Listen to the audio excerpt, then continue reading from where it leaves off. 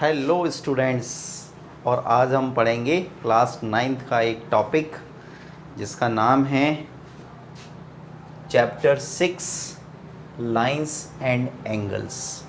Day students, we have already completed chapter 1, 2, 3, 4 and 5। 5 को अभी हमने स्किप कर दिया है, यूक्लिड ज्योमेट्री को, क्योंकि Euclid geometry is not so important in class 9th। Okay, so आज से शुरू कर रहे हैं चैप्टर 6 लाइंस एंड एंगल्स। प्यारे बच्चों, ये ज्योमेट्री, यहाँ से हमारी ज्योमेट्री का पोर्शन शुरू हो रहा है। यानी यहाँ से हम जितना भी पढ़ेंगे, यानी chapter 6, 7, 8, 9, 10 and 11, chapter 6, 7, 8, 9, 10, 11, these all chapters are from geometry। तो ये सभी ज्योमेट्री के चैप्टर्स हैं। क्लास 9th में ज्योमेट्री कुछ ज़्यादा ही दे रखी है ना, तो नो प्रॉब्लम। याद रखना, ज्योमेट्री बहुत ही इम्पोर्टेंट पोर्शन होता है मैथमेटिक्स के अंदर। तो शुरुआत करेंगे लाइंस एंड एंगल्स। तो बच्चों, सबसे पहले थोड़ा सा रिकॉल करते हैं पुरानी बातों को। क्लास 8th तक हमने ज्योमेट्री में क्या पढ़ा है। तो छोटी छोटी चीज़ें, लेकिन वो हमारे लिए इम्पॉर्टेंट हैं, क्योंकि नया टॉपिक शुरू कर रहे हैं तो हमें पता होना चाहिए कि लाइन क्या होती है, लाइन सेगमेंट क्या होती है, रे क्या होती है, और पॉइंट क्या होता है, एंगल्स क्या होते हैं। ठीक है, लाइंस कितने टाइप्स की होती हैं, एंगल्स कितने टाइप के होते हैं। So many things we will discuss in this topic. Okay, तो समझते हैं वन बाई वन। तो सबसे पहले तो बेसिक टर्म्स एंड डेफिनेशंस हम आपको यहाँ पे बताते हैं। सबसे पहले बेसिक टर्म्स एंड डेफिनेशंस। देखिए बच्चों, तो ये कुछ बेसिक टर्म्स हैं और उनकी डेफिनेशन, क्योंकि ये हमें काम में आने वाली हैं सारी चीज़ें। तो सबसे पहले हम आपको बताते हैं क्या कि लाइन सेगमेंट क्या होता है। लाइन सेगमेंट क्या होता है, लाइन सेगमेंट। तो देखिए, लाइन सेगमेंट की सिंपल सी डेफिनेशन होती है, अ पार्ट और portion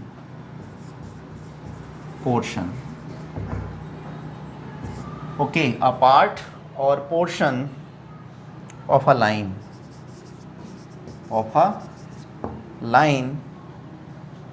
with two endpoints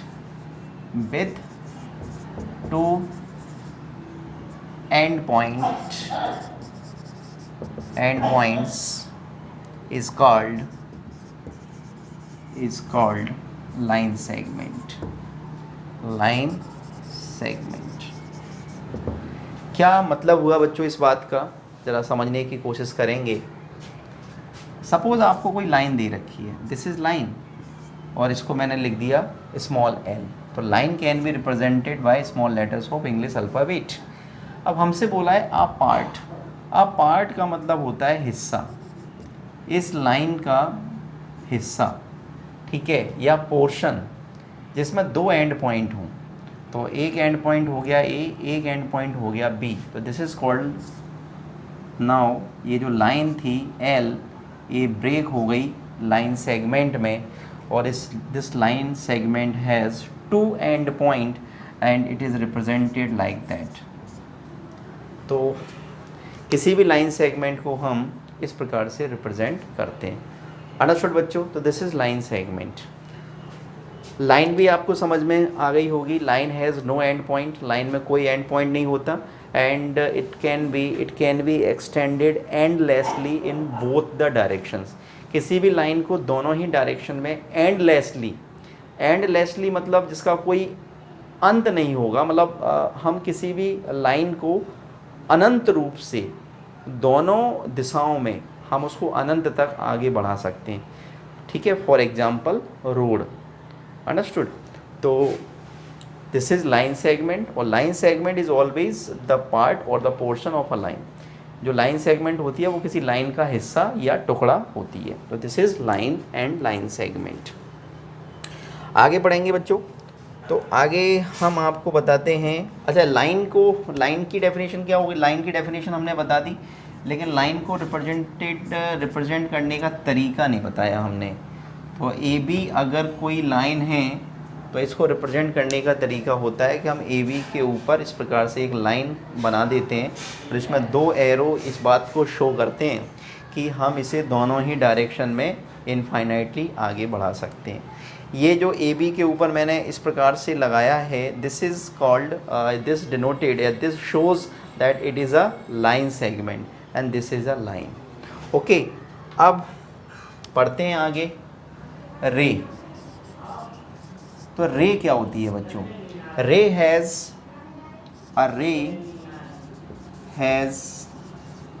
one end point and one direction.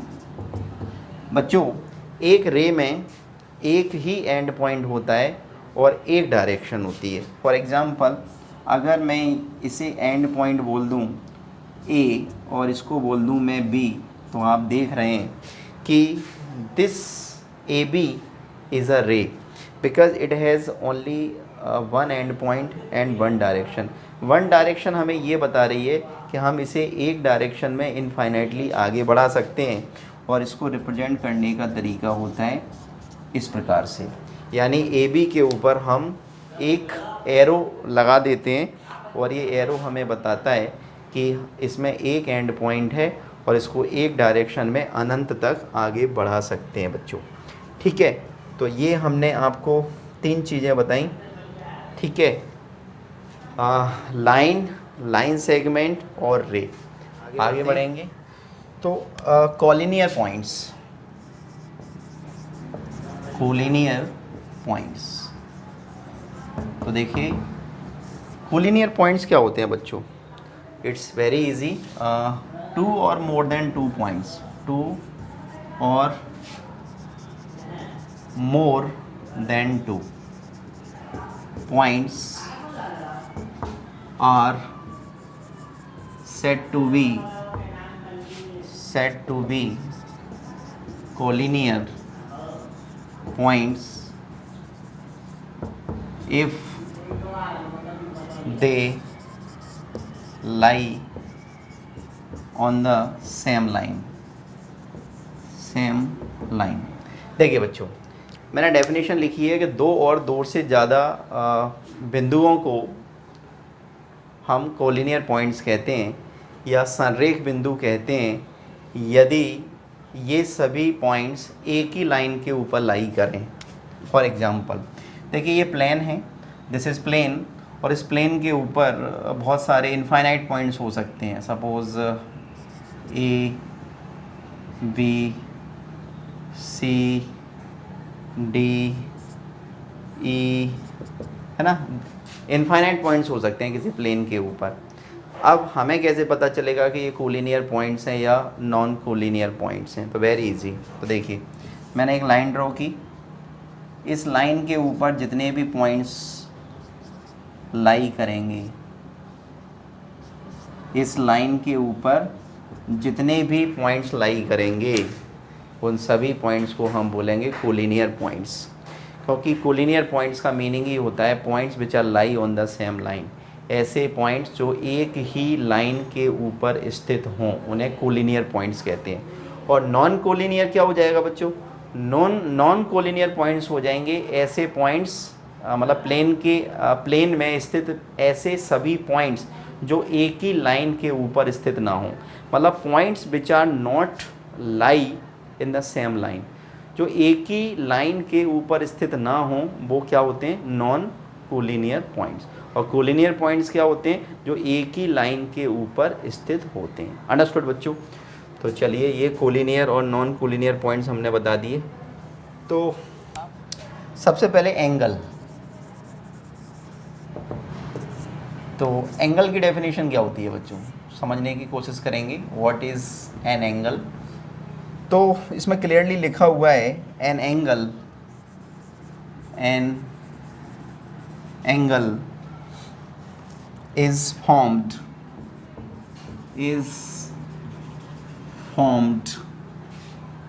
when two rays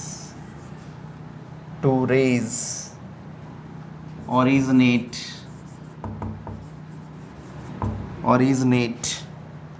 from the same end point, from the same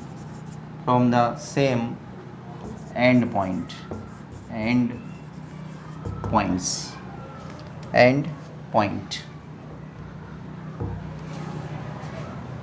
क्या मतलब हुआ बच्चों, इसका मीनिंग क्या हुआ, इस चीज़ को समझने की कोशिश करते हैं। एक एंगल कैसे बनता है, मान के चलिए ये एक रे है और इसको नाम दे रखा है मैंने सपोज OA। एक सपोज दूसरी रे है जो इसी एंड पॉइंट से ओरिजिनेट हो रही है या जनरेट हो रही है, सपोज B। तो when the two rays originate from the same point is called angle. तो यहाँ पे बच्चों एंगल फॉर्म हुआ। एंगल तो एंगल कब बनता है, तो एंगल बनने के लिए क्या कंडीशन होती है कि जब टू रेज एक ही एंड पॉइंट से जनरेट हो। अंडरस्टूड। तो ये एंगल का नाम क्या हो गया, एंगल को जनरली हम इस प्रकार से रिप्रेजेंट करते हैं और ये हो गया एंगल AOB।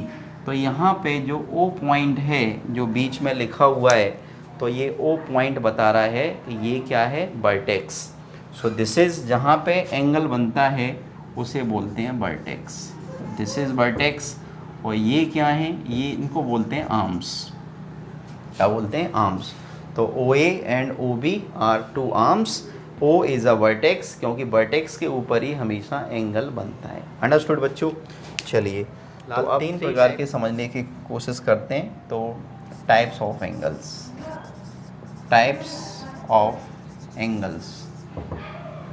कोणों के प्रकार। तो सबसे पहले पढ़ते हैं एक्यूट एंगल। तो देखिए वेरी इजी। एक्यूट एंगल का मतलब होता है ऐसा एंगल जो 0 डिग्री से बड़ा हो और 90 डिग्री से छोटा हो। ठीक है, तो for example this like that AOB। और ये जो हमने बनाया है आप देख रहे हैं कि ये 0 डिग्री से बड़ा है लेकिन 90 डिग्री से छोटा है, तो this is called acute angle. और अगर मैं इसको x मानूं तो यहाँ पे हम लिख सकते हैं कि the value of x is greater than और equal to 0, not equal to sorry. तो the value of x is greater than 0 degree but less than 90। ये कंडीशन हो गई बच्चों। इस कंडीशन में हमने ये कह दिया कि ऐसे एंगल्स को एक्यूट एंगल्स बोलेंगे जिसकी वैल्यू 0 डिग्री से बड़ी हो लेकिन 90 डिग्री से छोटी हो। अंडरस्टूड बच्चों। तो सेकंड देखिए, सेकंड में आता है राइट एंगल। तो राइट एंगल में क्या होगा बच्चों, तो राइट एंगल समझेंगे बच्चों। राइट एंगल में क्या होता है, ऐसे एंगल्स को राइट एंगल कहते हैं जो एग्जैक्टली 90 डिग्री का हो, लाइक AOB। देखिए आप देख रहे हैं कि this angle is exactly 90 degree. तो व्हाट वी कैन से कि अगर हम इसको वाई लेट कर रहे हैं तो यहाँ पे एंगल y इक्वल टू कितना है, 90 डिग्री।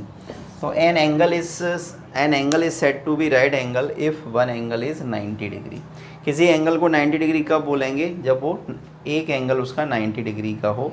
और याद रखना कि every corner at which two things are meeting to each other या two things are meet to each other are called 90 degree.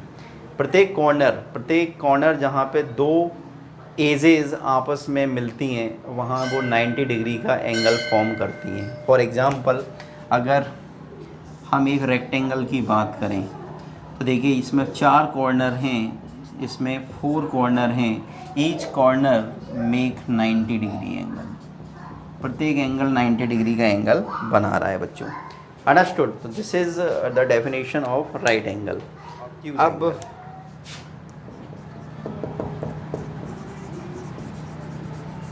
Obtuse angle, तो वेरी सिंपल। ऑब्ट्यूज एंगल क्या होगा बच्चों? ऐसे एंगल्स जो 90 डिग्री से बड़े हों लेकिन 180 से छोटे हों, है ना। जैसे सपोज दिस, ये तो ये हो गया ए, ये 0 और ये बी, and this angle is suppose, अगर हम इसको जेड से रिप्रेजेंट करें, अगर हम इसे जेड से रिप्रेजेंट करें तो यहाँ पे जेड की जो वैल्यू होगी वो 90 डिग्री से बड़ी होगी और 180 से छोटी होगी। तो सिंपल ऑब्ट्यूज एंगल्स की यही डेफिनेशन होती है कि those angles which are more than 90 degree but less than 180 degree is called obtuse angles. Okay बच्चों, तो ऑब्ट्यूज में 90 डिग्री से बड़ा होता है लेकिन 180 से छोटा होता है। फोर्थ देखिए, fourth straight angle. Straight angle तो एग्जैक्टली 180 डिग्री। ऐसे एंगल्स को स्ट्रेट एंगल्स कहते हैं जो एग्जैक्ट कितने डिग्री के होते हैं? एग्जैक्टली जो 180 डिग्री के होते हैं, 180 डिग्री। सो सपोज अगर मैं इसको S बोलूं तो S इक्वल टू कितना? Angle S equal to 180 degree. तो this is called straight angle. Straight angle में एंगल जो होता है वो हमेशा स्ट्रेट होता है। फॉर एग्ज़ाम्पल अगर आप इसको देखें, ये दो मार्कर हैं, तो अगर मैंने ऐसे बना रखा है ऐसे, तो this is called acute angle, क्योंकि एंगल जो है वो 0 डिग्री से बड़ा है लेकिन 90 से छोटा है। अगर मैं इसको ऐसे खड़ा कर दूं एकदम एग्जैक्टली एक मार्कर को दूसरे मार्कर के ऊपर, तो this is called 90 degree angle, क्योंकि एग्जैक्ट इसमें 90 डिग्री का एंगल बन रहा है। अगर मैं इसको 90 से थोड़ा सा बड़ा कर दूं लाइक दिस, तो this is called obtuse angle, क्योंकि इसमें जो एंगल है वो 90 से बड़ा है लेकिन 180 से छोटा है। और अगर मैं एग्जैक्टली इसको ऐसे कर दूं दोनों मार्कर को, सो this is called straight angle, क्योंकि इसमें एंगल एग्जैक्टली 180 डिग्री का है प्यारे बच्चों। अंडरस्टूड? ओके, तो ये स्ट्रेट एंगल हो गया। अब एक एंगल में फिफ्थ रिफ्लेक्स एंगल। तो ऐसे एंगल्स को रिफ्लेक्स एंगल कहते हैं बच्चों, जो 180 डिग्री से बड़े होते हैं लेकिन 360 डिग्री से छोटे होते हैं। फॉर एग्ज़ाम्पल ये मैंने एक एंगल ड्रॉ किया है, सपोज़ ये A है और ये O है और ये B है। तो यू आर वॉचिंग कि अगर ये एग्जैक्टली ऐसे होता, एग्जैक्टली ऐसे, तो ये स्ट्रेट एंगल होता, क्योंकि एग्जैक्टली 180 का हो जाता, लेकिन ये 180 से ज़्यादा है ना, ये 180 से ज़्यादा है। तो अगर पर्टिकुलर इसको अगर हम एक नाम दे दें कि सपोज़ T, तो यहाँ पे T की जो वैल्यू है वो मोर देन 180 डिग्री है बट लेस देन 360 डिग्री है। तो ऐसे एंगल्स को रिफ्लेक्स एंगल्स कहते हैं बच्चों, जिनकी वैल्यू 180 से ग्रेटर होती है बट 360 से लेस होती है। अंडरस्टूड? फिर कंप्लीट एंगल। तो कंप्लीट एंगल क्या होता है? कंप्लीट एंगल, तो कंप्लीट एंगल में बच्चों एंगल्स कैसा हो जाता है? कंप्लीट। कंप्लीट का मतलब होता है, आपने देखा होगा कि घड़ी में जब मिनट हैंड एक कंप्लीट राउंड लगा लेता है तो वो 360 डिग्री का एंगल बना देता है। तो कंप्लीट एंगल का मतलब होता है लाइक दैट, कि जैसे ये यहाँ पे इसका ये वर्टेक्स है और आप यहाँ से चले और यहीं पर आ गए, सो this is called 360 degree. Understood? तो इसको क्या बोलते हैं? Complete angle. चलिए, तो कुछ और प्रकार के एंगल्स जानेंगे, तो आगे बढ़ते हैं, तब तक आप इसको नोट डाउन कर लीजिए। अब पढ़ते हैं एडजेसेंट एंगल्स। क्या पढ़ते हैं? Adjacent angles. अच्छा, एडजेसेंट पढ़ने से पहले मैं आपको कॉम्प्लीमेंट्री और सप्लीमेंट्री एंगल्स भी बताता हूँ। तो सबसे पहले पढ़ते हैं कॉम्प्लीमेंट्री। तो 7 कॉम्प्लीमेंट्री एंगल्स। तो देखिए, if the sum of two angles, if the sum of two angles is 90 degree, then it is called supplementary angle,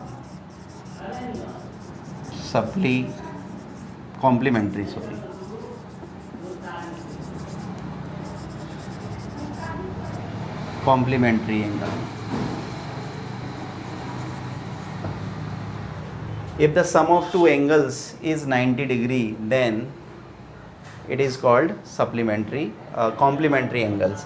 अगर दो एंगल का सम 90 डिग्री हो, फॉर एग्जांपल एक 50 डिग्री है, दूसरा 40 डिग्री है, दोनों को आपने ऐड किया 90 डिग्री आ गया, तो 50 डिग्री और 40 डिग्री को हम बोलेंगे एक दूसरे का कॉम्प्लीमेंट, है ना। ये कॉम्प्लीमेंट्री एंगल्स हैं। Why they are complementary? Because their sum is 90 degree. इनको कॉम्प्लीमेंट्री एंगल्स हम क्यों बोल रहे हैं? क्योंकि दोनों का सम कितना है? 90 डिग्री। तो कॉम्प्लीमेंट्री हमने पढ़ लिया, अब हम पढ़ते हैं सप्लीमेंट्री। तो देखिए बच्चों, सप्लीमेंट्री एंगल्स, सप्लीमेंट्री में क्या होता है? सेम डेफिनेशन होती है, केवल दो एंगल्स का सम 180 डिग्री हो जाता है। तो if the sum of two angles is 180 degree, then they are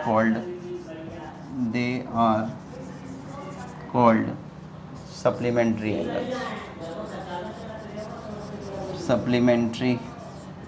angles.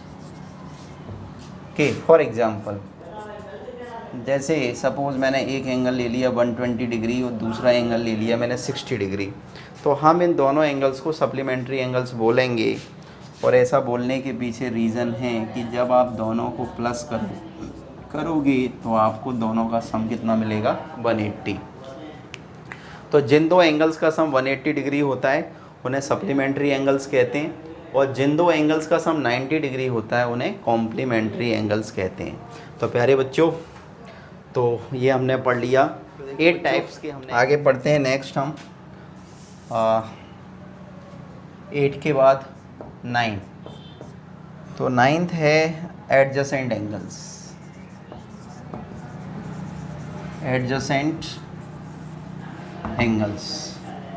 तो डियर स्टूडेंट्स, एडजेसेंट एंगल्स का मीनिंग क्या होता है, इस चीज़ को समझें।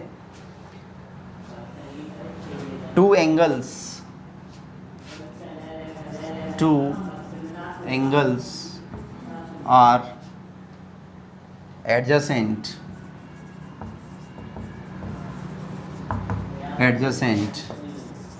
if they have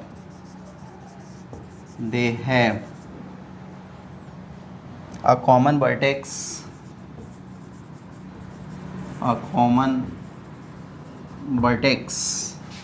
and a common arm।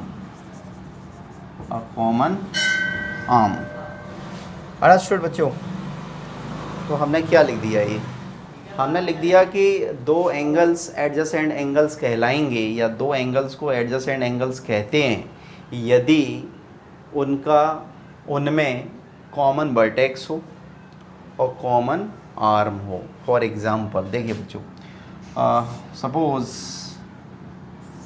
मैंने यहाँ पर ये एक फिगर बनाया है, तो ABC और इसको नाम दिया है मैंने D सपोज़। अब देखिए बच्चों, इसमें आप देख रहे हैं कि दो एंगल्स बन रहे हैं। कौन कौन से? एंगल ABD और दूसरा एंगल बन रहा है कौन सा? DBC। अब आप इन दोनों एंगल्स को देखिए बच्चों, ABD यानी ये वाला एंगल ABD और DBC यानी ये वाला एंगल। आप देख रहे हैं कि दोनों में जो कॉमन वर्टेक्स क्या है? B। तो हम यहाँ पे लिख सकते हैं कि कॉमन वर्टेक्स तो कॉमन वर्टेक्स क्या है बी, और कॉमन आर्म क्या है कॉमन आर्म, तो कॉमन आर्म जो है वो है बी डी। तो such type of angles are called adjacent angles in which one vertex common and one arm common. Understood बच्चों? चलिए, तो एक चीज़ और होती है इसमें, एक रिलेशन भी होता है। वो रिलेशन ये होता है कि ये जो पूरा एंगल होता है, पूरा एंगल मतलब angle A B C equal to ये दोनों एंगल्स के सम के इक्वल होता है। तो angle A B D plus angle D B C, तो this is the relation. Complete angle is equal to this complete angle मतलब A B C equal to A B D plus D B C. So इसे बोलते हैं adjacent angles. अब हम पढ़ेंगे 10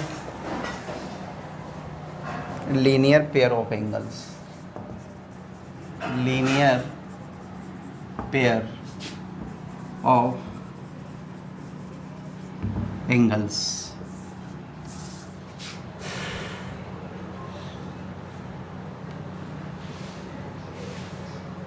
तो इसकी डेफिनेशन होती है बच्चों, बड़ी सिंपल सी डेफिनेशन होती है इसकी। If the non common arms, non common arms B A and B C in if the non-common arms BA and BC form a line, then the angle formed is called linear pair. बच्चों, इस बात का क्या मतलब हुआ ज़रा ध्यान से समझने की कोशिश करते हैं। अभी हमने आपको एडजेसेंट एंगल समझाया, तो एडजेसेंट एंगल्स में हमने बताया कि ये हमने सपोज़ ये ए है, ये बी है, ये सी है और ये डी है। हमने बताया कि एडजेसेंट एंगल्स में एक कॉमन वर्टेक्स होती है और एक कॉमन आर्म होती है। तो इसमें कॉमन वर्टेक्स क्या है बी और कॉमन आर्म क्या है बी डी। अब हमने इसमें डेफिनेशन में लिखा है लीनियर पेयर की कि if the non common arms. अब नॉन कॉमन आर्म्स देखो, ये कॉमन आर्म्स है बी डी, लेकिन नॉन कॉमन आर्म्स क्या हैं? तो नॉन कॉमन आर्म्स हैं एक तो ये बी ए और बी सी। तो मैंने लिखा if the non common arms B A and B C form a line. तो अगर ये बी सी और ए बी क्या बना लें, एक लाइन बना लें ऐसे करके लाइन। तो सपोज़ ये ए हो गया और ये बी हो गया और ये सी हो गया, और जो कॉमन आर्म्स थी वो ऐसे खड़ी हो जाए इसके ऊपर। तो such type of angles are called linear pair. Understood? इसमें क्या हो गया कि जो नॉन कॉमन आर्म्स थी बी ए और बी सी, उन्होंने लाइन बना ली। मतलब जो नॉन कॉमन आर्म्स थी वो ऐसी थी, ऐसी, अब वो ऐसी हो गई। ठीक है, तो देखिए बी ए और B C non common arms थी, अब उन्होंने लाइन बना ली, स्ट्रेट लाइन बना ली, और इसके ऊपर ये रे जो थी कॉमन आर्म्स जो थी बी डी वो खड़ी हो गई। तो these angles this and this, तो both angles are called linear pair. और लीनियर पेयर की कंडीशन होती है कि दोनों जो एंगल्स का सम होता है, एंगल ए बी डी मतलब ये वाला एंगल और plus this angle like angle C V D equal to 180 degree होता है। तो this is the relation, the sum of two angles is 180 degree. तो इसको बोलते हैं लीनियर पेयर। अंडरस्टूड बच्चों? अब एक आपको एंगल और समझाते हैं, वर्टिकली अपोजिट एंगल्स। नेक्स्ट है vertically opposite angles.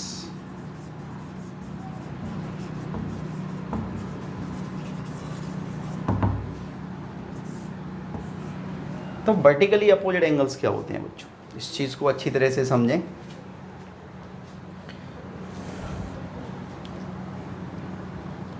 If two lines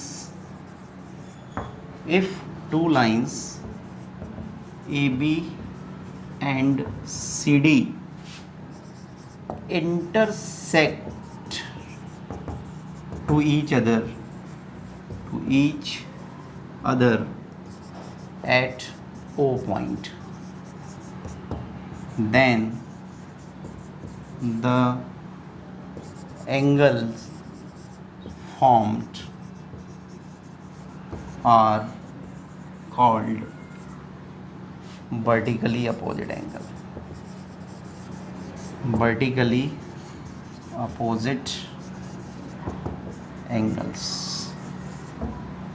क्या मीनिंग हुआ बच्चों, इस बात को समझते हैं कि यदि दो रेखाएं या टू लाइंस, तो एक लाइंस हो गई ये, दिस इज AB, एक लाइन हो गई ये, दिस इज कॉल्ड CD, और जब ये दोनों लाइंस एक दूसरे को O पॉइंट पर काटती हैं तो इनके एक दूसरे के इंटरसेक्ट करने से 4 एंगल्स बनते हैं, दिस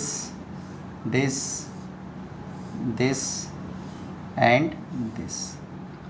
और डियर स्टूडेंट्स, इसमें ये जो अपोजिट एंगल्स होते हैं ये हमेशा आपस में इक्वल होते हैं। तो अगर इसको मैं बोलूँ 1 2 3 4, तो angle 1 always equal to angle 3 और angle 2 equal to always equal to angle 4, यानी अपोजिट एंगल्स हमेशा इक्वल होते हैं। So this is called vertically opposite angles. Understood बच्चों? तो ये हमने पढ़ लिया किसके बारे में, एंगल्स के बारे में। चलिए अब तो 2 बातें और सीखते हैं, intersecting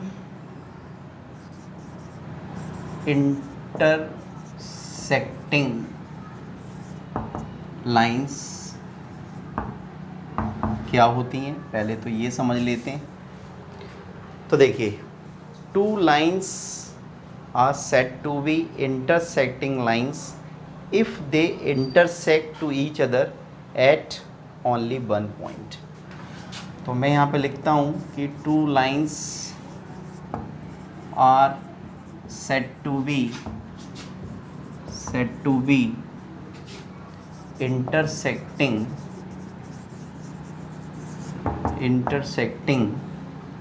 if they intersect to each other at a point। क्या मीनिंग हुआ, 2 रेखाओं को हम प्रतिच्छेदी रेखाएं कहेंगे यदि वे एक दूसरे को केवल एक पॉइंट पर इंटरसेक्ट करें।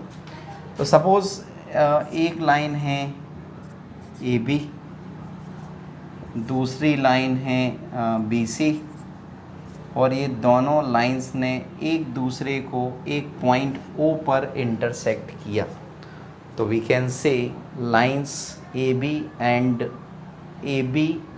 CD, AB एंड सपोज इसको मैं CD बोल देता हूँ। तो सपोज़ ये लाइन है AB और ये दूसरी लाइन है CD, तो दोनों लाइंस एक दूसरे को O पॉइंट पर काट रही हैं, इंटरसेक्ट कर रही हैं, तो इनको क्या बोलेंगे, इंटरसेक्टिंग लाइंस। अब बच्चों, किसी प्लेन के अंदर लाइंस अगर एक दूसरे को इंटरसेक्ट करेंगी तो वो इंटरसेक्टिंग लाइंस, और अगर एक दूसरे को इंटरसेक्ट नहीं करेंगी तो नॉन इंटरसेक्टिंग लाइंस। अंडरस्टूड? किसी जैसे ये बोर्ड की बात करें तो this board is a plane, this board is a plane. तो इस प्लेन के अंदर अगर 2 लाइंस हैं या 2 या मोर देन 2 लाइंस हैं तो पॉसिबिलिटी क्या क्या हो सकती है? तो पॉसिबिलिटी केवल 2 हो सकती हैं। क्या? कि या तो वो एक दूसरे को इंटरसेक्ट करेंगी, तो इंटरसेक्टिंग लाइंस, या फिर एक दूसरे को इंटरसेक्ट नहीं करेंगी, और नहीं करेंगी तो नॉन इंटरसेक्टिंग लाइंस। लेकिन दिमाग में क्वेश्चन ये आता है कि अगर वो एक दूसरे को इंटरसेक्ट नहीं करेंगी तो फिर लाइंस कैसी होंगी? तो देखिए, तो उसकी 2 कंडीशन है नॉन इंटरसेक्टिंग लाइंस की। नॉन इंटरसेक्टिंग लाइंस की केवल 2 कंडीशन है कि जब वो एक दूसरे को इंटरसेक्ट नहीं करेंगी तो या तो वो पैरेलल होंगी या फिर वो क्या होंगी? कोइंसाइड होंगी। तो देखते हैं, इसको मैं समझाता हूँ आपको। Non intersecting lines, non intersecting lines, देखिए नॉन इंटरसेक्टिंग लाइंस। तो अभी हमने आपको बताया कि जो एक दूसरे को इंटरसेक्ट नहीं करेंगी वो नॉन इंटरसेक्टिंग। तो हम लिख सकते हैं कि 2 lines which do not intersect to each other are called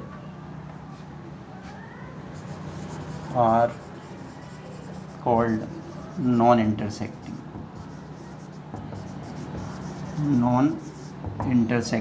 lines. और हमने आपको ये भी बताया कि नॉन इंटरसेक्टिंग में 2 कंडीशन है कि या तो वो पैरेलल होंगी, पैरेलल लाइंस। तो पैरेलल लाइंस का मतलब होता है 2 lines are said to be parallel, 2 lines are said to be parallel if the distance between them are same from everywhere। Parallel lines की डेफिनेशन क्या होती है बच्चों? 2 lines are said to be parallel lines if the distance between them are same from everywhere। यानी 2 lines को हम parallel lines कब बोलेंगे? जब उनके बीच की डिस्टेंस हर जगह से सेम हो, यानी बराबर हो, इक्वल हो। अंडरस्टूड? और बी में होता है कोइंसाइड लाइंस। तो कोइंसाइड का मतलब होता है एक के ऊपर एक, यानी यही एल है, यही एम है। तो प्लेन के अंदर ऐसी लाइंस जो एक के ऊपर एक होती हैं, मतलब एक लाइन उसके ऊपर दूसरी line, means we can say when two lines overlap to each other. अगर 2 लाइंस एक दूसरे को पूरी तरह से ओवरलैप कर लें मतलब पूरी तरह से ढक लें, तो ऐसी लाइंस को बोलते हैं कोइंसाइड लाइंस। कोइंसाइड लाइंस भी कहते हैं, कोइंसिडेंट लाइंस भी कहते हैं। ठीक है, तो dear students, this is the brief introduction of exercise 6.1 and next we will do exercise 6.1. Till then pause the video to note it down. Hello students, तो हम पढ़ेंगे एक बहुत ही इम्पॉर्टेंट थ्योरम 6.1 क्लास 9th। तो क्या है theorem 6.1? If 2 lines intersect to each other, यानी यदि 2 लाइंस एक दूसरे को इंटरसेक्ट करती हैं तो उनके इंटरसेक्ट करने से जो वर्टिकली अपोजिट एंगल्स होते हैं वो इक्वल होते हैं। तो बच्चों इसे कैसे प्रूव करेंगे? देखिए सॉल्यूशन। तो फर्स्ट ऑफ ऑल फिगर, तो 2 लाइंस ड्रॉ कर लीजिए। तो एक लाइन हो गई ए बी, एक लाइन हो गई सपोज सी डी। दोनों लाइंस एक दूसरे को ओ पॉइंट पर इंटरसेक्ट कर रही हैं। तो आप यहाँ पे लिखेंगे गिवन में lines A B and C D intersect at O point. ये गिवन हो गया बच्चों। टू प्रूव, हमें प्रूव करना है, क्या प्रूव करना है? Vertically opposite angles are equal. तो नंबर 1, तो ये वाला एंगल इस वाले एंगल के इक्वल टू होगा, यानी angle A O D equal to angle B O C, और second this angle equal to this angle, means angle A O C equal to angle B O D. ये हमें prove करना है बच्चों, ठीक है। तो इसका प्रूफ देखिए, इसका प्रूफ तो कैसे करेंगे इसका प्रूफ? देखिए, किसी भी थ्योरम को प्रूव करने के कुछ तरीके होते हैं, कुछ लाइंस होती हैं, कुछ स्टेप्स होती हैं, उन्हें हमेशा फॉलो करना होता है। जो गिवन स्टेटमेंट होता है उसके बेसिस पर हम सबसे पहले फिगर बनाते हैं, फिर जो गिवन होता है स्टेटमेंट में उसे लिखते हैं, फिर जो हमें प्रूव करना होता है उस प्रूव करना होता है उसको लिखते हैं, फिर उसके बाद कंस्ट्रक्शन होती है। कंस्ट्रक्शन अगर ज़रूरत है तो हम कंस्ट्रक्शन भी करते हैं, क्योंकि कुछ थ्योरम्स ऐसी होती हैं जिसमें विदाउट कंस्ट्रक्शन वो थ्योरम प्रूव नहीं होती, तो इसमें कंस्ट्रक्शन की ज़रूरत नहीं है। और प्रूफ, फाइनली इसका प्रूफ तो देखिए कैसे करेंगे। वेरी इजी, मैं यहाँ पे लिखता हूँ कि this ray O C stands on line A B. तो since ray O C stands on line A B, ये जो रे है ओ सी, ये ए बी के ऊपर खड़ी है, तो क्या होगा प्यारे बच्चों? तो the sum of this angle and this angle, तो दोनों एंगल का सम, यानी angle A O C plus angle B O C equal to 180 degree by linear pair, by linear pair equation first. अभी हमने आपको लीनियर पेयर की definition बताई थी कि जब टू नॉन कॉमन आर्म्स एक लाइन बनाती हैं तो उसे बोलते हैं लीनियर पेयर। चलिए अब क्या करें? ठीक है, तो अभी हमने किसको ले लिया? अभी हमने OC को लिया, OC को। अब आप किसको ले लीजिए? OA को ले लो या OB को ले लो, कोई फ़र्क नहीं पड़ता। तो मैं यहाँ पे लिखता हूँ कि सिंस रे OA stands on line CD,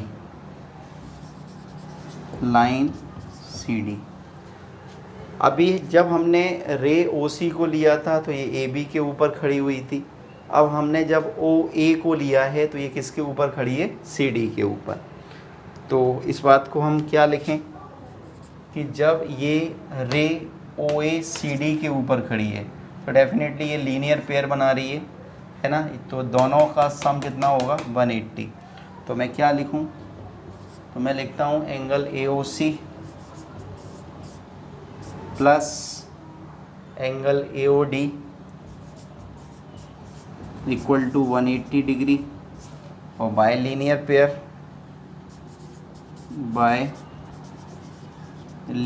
pair, और इसको बोल देते हैं इक्वेशन सेकंड।